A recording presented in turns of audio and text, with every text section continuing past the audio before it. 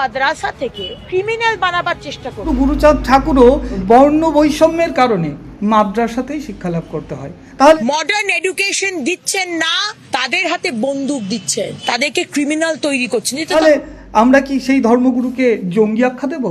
এই সংখ্যালঘু সম্প্রদায়ের বাচ্চাদেরকে ভুল বুঝিয়ে নন সায়েন্টিফিক নন মডার্ন এডুকেশন দিয়ে তাদেরকে ক্রিমিনাল বানাবার চেষ্টা করছে। এই মাদ্রাসা শিক্ষা পর্ষদ সেই সিলেবাসটা এতটাই বিজ্ঞানসম্মত, মাদ্রাসা থেকে যদি অপরাধী তৈরি হয় তাহলে তো সেই হিন্দু শিক্ষকরাও অপরাধ তৈরি করতে সহযোগিতা করছেন। মাদ্রাসা থেকে যারা স্টুডেন্টসরা গ্রাজুয়েট হয়ে বেরোচ্ছে তারা কি doctor, engineer, IAS, IFS, IRS কি বড় বড় অফিসার্স, ডব্লিউবিসিএস কি সায়েন্টিস্ট হচ্ছে? কি হচ্ছে না। আমার অনেক বন্ধু আছে, কেউ আধিকারিক, কেউ এমবিবিএস পড়ে এখন তারা কর্মরত, তো তারা তো কোনো ক্রিমিনাল হয়নি। পশ্চিমবঙ্গের মাদ্রাসাগুলোতে নাকি অপরাধী তৈরি হয়, ক্রিমিনাল তৈরি হয়। মাদ্রাসাগুলোতে পড়ে নাকি কেউ ডাক্তার, আইপিএস বা অন্য বড় কোনো পদে যেতে পারে না। মাদ্রাসায় পড়ে নাকি অপরাধী তৈরি হয়, দেশদ্রোহী তৈরি হয়। সম্প্রতি বিজেপির এক বিধায়িকা অগ্নিমিত্রা পল এমনই মন্তব্য করে পশ্চিমবঙ্গের মাদ্রাসাগুলোকে সন্ত্রাসী বা জঙ্গিবাদের তৈরি হয় এমনই দাগিয়ে দেওয়ার চেষ্টা করেছেন। এমনকি এই মন্তব্য নিয়ে মাদ্রাসায় যারা শিক্ষকতা করেন অমুসলিম, বিশেষ করে হিন্দু সম্প্রদায়ের মানুষেরা, হিন্দু সম্প্রদায়ের যে সমস্ত শিক্ষকগণ রয়েছেন ইতিমধ্যে তারা কিন্তু প্রতিবাদ জানিয়েছেন।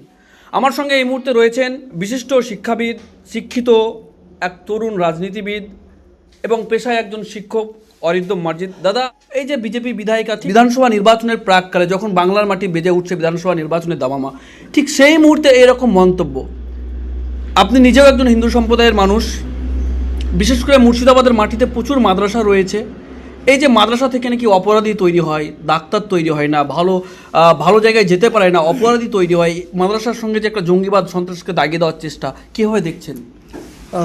নমস্কার। প্রথম কথা যে একজন নির্বাচিত প্রতিনিধি অগ্নিমিত্রা পল মহাশয়া, যিনি বিধানসভার একজন সদস্য, তার এহেন মন্তব্য আমি প্রথম কথা হচ্ছে যে সমর্থনযোগ্য নয়। এবং এহেন মন্তব্য শুধুই পশ্চিমবঙ্গ না, আমার মনে হয় গোটা ভারতবর্ষে শুভবুদ্ধি সম্পন্ন মানুষের মনের মধ্যে একটা সাড়া ফেলেছে। কারণ মাদ্রাসা যে শুধু ক্রিমিনাল বা জঙ্গি তৈরি করে এ কথা সত্য তো নয়ই।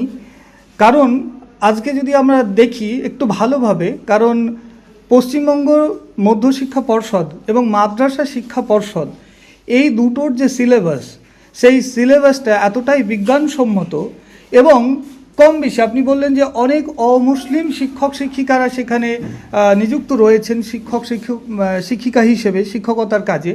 তো সেখানে যদি দেখা যায় যে খুব বিজ্ঞানসম্মত উপায়ে সেখানে জীববিদ্যা, পদার্থবিদ্যা, অঙ্ক এই ধরনের সাবজেক্ট, শুধুই কি আর 5টা সাবজেক্টের থেকে 2টো সাবজেক্ট আলাদা, সেটা হচ্ছে আরবি এবং ইসলামিক, এই 2টো সাবজেক্ট বেশি পড়ানো হয়। আরবি তবু একটা ভাষা, আরবি অবশ্যই এটা একটা ভাষা। আমি ফ্রেঞ্চ পড়তে পারি, আমি স্প্যানিশ পড়তে পারি, আমি সংস্কৃত পড়তে পারি, সেই রকম মাদ্রাসাতে আরবি পড়ানো হয়। কারণ সেখানে একটা যেহেতু কোরআনের কিছু জানার আছে, যেহেতু একটা সম্প্রদায়ের মানুষকে বলা হচ্ছে যে যারা মুসলিম সম্প্রদায়ের মানুষ তাদের তো ধর্মেরও চর্চা করা দরকার আছে। বিজ্ঞানের পাশাপাশি ধর্মের এই যে একটা মেলবন্ধন ঘটানো, এই কাজটা কে করে? এই কাজটা করে শিক্ষাই আমাদেরকে এটা করাতে সাহায্য করে। তো সেক্ষেত্রে একজন নির্বাচিত প্রতিনিধি এ ধরনের মন্তব্যকে আমি সমর্থন করি না। এবং আমার মনে হয় একজন বিধানসভার সদস্যার আরও অনেক বেশি দায়িত্বশীল হওয়া উচিত এবং সংযত হওয়া উচিত, শুধুই নির্বাচনের প্রাক্কালে বলে নয়। কারণ আমরা যদি একটু লক্ষ্য রাখি, আজকে যে মতুয়া সম্প্রদায়কে নিয়ে এত ঘোলাঘুলি হচ্ছে, ভোট নিয়ে ভোট ব্যাংক হিসেবে তাদেরকে দেখা হচ্ছে, আমি একটু বলবো যে এই যে মতুয়া সম্প্রদায়ের যিনি ধর্মগুরু, সেই গুরুচাঁদ ঠাকুর এবং তার পিতা নমস্য একজন ব্যক্তি হরিচাঁদ ঠাকুর, সেই ব্যক্তির যদি জীবনী দেখা হয় তো সেই ধর্মগুরু গুরুচাঁদ ঠাকুরও এই বর্ণ বৈষম্যের কারণে, শুধুই একটা অনগ্রসর শ্রেণীর সম্প্রদায়ের মানুষ হওয়ার কারণে তার সেই শিক্ষালাভ থেকে তিনি বঞ্চিত ছিলেন, যার ফলে তাকেও কিন্তু প্রথমে মাদ্রাসাতেই শিক্ষালাভ করতে হয়। তাহলে আমরা কি সেই ধর্মগুরুকে জঙ্গি আখ্যা দেব, ক্রিমিনাল আখ্যা দেব? কোনো দিনই না। আমার অনেক বন্ধু আছে যারা যারা ব্যক্তিগতভাবে যাদের সঙ্গে আমার প্রতিনিয়ত যোগাযোগ রয়েছে, তারা কেউ আধিকারিক প্রশাসনিক বিভাগে বিভিন্ন বিভাগে কর্মরত, কেউ ফিজিক্সের টিচার, কেউ কেমিস্ট্রির টিচার, কেউ ম্যাথের টিচার, কেউ MBBS মানে পড়ে এখন তারা কর্মরত। তো তারা তো કોઈ ক্রিমিনাল হয়নি। আমার নিজের অনেক ভাই আছে বা ভাগ্নে আছে, ভাইপো আছে, তারা সেই সমস্ত মানুষের কাছে পড়ছেন যারা অলরেডি PhD হোল্ডার এবং তারা মাদ্রাসা স্টুডেন্ট। তো আমার মনে হয় এই ধরনের মন্তব্য আমাদেরকে খুব হতাশ করে এবং বর্তমানে আমাদের এই যে রাজ্য রাজনীতি, সেখানে বিভাজনকে, ধর্মীয় মেরুকরণকে স্পষ্ট করে। আমার মনে হয় আমরা যারা শুভবুদ্ধি সম্পন্ন মানুষ, যারা রাজনীতিতে এসেছি বা রাজনীতির সঙ্গে যুক্ত, তাদের আরও বেশি দায়িত্বশীল হতে হবে এবং সংযত হতে হবে। আপনি নিজেও একজন শিক্ষক এবং এখানে যে বিষয়টি বললেই নয়, ওনার কথা অনুযায়ী ধরে নেওয়া যায় যে মাদ্রাসাতে ক্রিমিনাল তৈরি হয়, অপরাধী তৈরি হয় বা জঙ্গি সন্ত্রাসবাদী তৈরি হয়। তাহলে বর্তমান পশ্চিমবঙ্গের মাদ্রাসাগুলোতে দেখি, সরকারি মাদ্রাসা, কোনো কোনো মাদ্রাসাতে এমনও রয়েছে যে অমুসলিম, মানে হিন্দু টিচার ইনচার্জ রয়েছে। বেশিরভাগ মাদ্রাসাতে এমন হিন্দু টিচার। তাহলে মাদ্রাসা থেকে যদি অপরাধী তৈরি হয়, তাহলে তো সেই হিন্দু শিক্ষকরাও অপরাধী তৈরি করতে সহযোগিতা করছেন। দেখুন, প্রথম কথা, আমার তো মনে হয় যে এই ধরনের ট্যাগলাইনটা নিয়ে আলোচনা করাই উচিত না, কারণ আমার মনে হয় এটা অস্বাস্থ্যকর একটা বিষয়। কারণ একটা শিক্ষা প্রতিষ্ঠানের কাজ কোনোদিন ক্রিমিনাল তৈরি করা নয়। কারণ আমাদের কাজ হচ্ছে, আমরা যারা টিচার্স আছি তাদের কাজ হচ্ছে মেধাকে বাছাই করে তার গন্তব্যে তাকে পৌঁছে দেওয়া, এটাই আমাদের কাজ।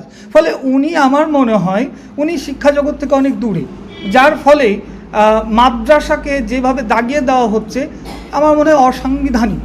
কারণ যদি সংবিধান লক্ষ্য করা হয়, সংবিধানে সেই জায়গা আছে, মাদ্রাসাকে সেই জায়গা দেওয়া হয়েছে। ফলত আমার মনে হয় যে এহেন মন্তব্য অত্যন্ত অশালীন এবং কুরুচিকর। মাদ্রাসা নিয়ে এই ট্যাগ বা এই তকমা এই প্রথম নয়, এর আগে আমরা দেখেছিলাম বিজেপির একজন সাংসদ ছিলেন লকেট চ্যাটার্জি, তিনিও ঠিক একেবারে সংসদের ভিতরে এমনই মন্তব্য করেছিলেন। সেই সময় তো বিষয়টি নিয়ে তোলপাড় হয়েছিল। তবে ঠিক আবারও অগ্নিমিত্রা পলের এই যে মন্তব্য, ঠিক কখন আপনি লক্ষ্য করুন বিধানসভা নির্বাচনের প্রাককালে, এটা নিয়ে কি নতুন কিছু ষড়যন্ত্র বা একটা উত্তপ্ত পরিবেশ তৈরি করা হচ্ছে বলে এমন কোনো? হ্যাঁ, এটা হতে পারে, এটা রাজনৈতিক উদ্দেশ্য প্রণোদিতভাবেই হচ্ছে। জাস্ট একটা সম্প্রদায়কে হেয় করে আর একটা সম্প্রদায়কে উস্কে দেওয়া, যাতে তাদের ভোট ব্যাংক হিসেবে তারা তাদেরকে কাজে লাগাতে পারে। কিন্তু একজন জনপ্রতিনিধির এই ধরনের উদ্দেশ্য হওয়াটা কাম্য নয়, কারণ গণতন্ত্রের পক্ষে এটা অত্যন্ত অস্বাস্থ্যকর এবং ক্ষতিকর। আপনাদের এখানে একটি তথ্য জানিয়ে রাখি, সেটি হচ্ছে ঠিক মুর্শিদাবাদের পাশে হীরালাল ভকত একটি কলেজ রয়েছে। সেই কলেজের যিনি প্রিন্সিপাল, তিনার নাম নুরুল ইসলাম, এবং তিনি জানলে অবাক হবেন, তিনি কোরআনের হাফেজ। তিনার ছোটোবেলা কেটেছে মক্তব এবং মাদ্রাসা। তারপরেও তিনি ভারতবর্ষের সর্বোচ্চ অন্যতম ডিগ্রি বলা যায়, ডক্টরেট, সে ডিগ্রি অর্জন করেছেন তিনি, এবং তিনি একটি কলেজের প্রিন্সিপাল বর্তমানে। তাহলে যে বা যারা বলছে মাদ্রাসায় পড়ে অপরাধী তৈরি হয়, বড় পদে যাওয়া যায় না, ডাক্তার তৈরি হওয়া যায় না, ভালো শিক্ষক হওয়া যায় না, এ কথা নিতান্তই বিধানসভা নির্বাচনের প্রাককালে বাংলার মাটিকে উত্তপ্ত করে চেষ্টা নয় কি? যে মাদ্রাসা নিয়ে এই প্রথম নয়, এর আগেও দাগিয়ে দেওয়ার চেষ্টা হয়েছে। আপনি নিজেও মুর্শিদাবাদ জেলার একজন মানুষ। মুর্শিদাবাদ জেলায় অনেক মাদ্রাসা রয়েছে, সরকারি মাদ্রাসা, বেসরকারি মাদ্রাসা। আপনার বন্ধু বান্ধবকে কখনো কাউকে দেখেছেন মাদ্রাসায় পড়ে এরকম খারাপ পথে গিয়েছে?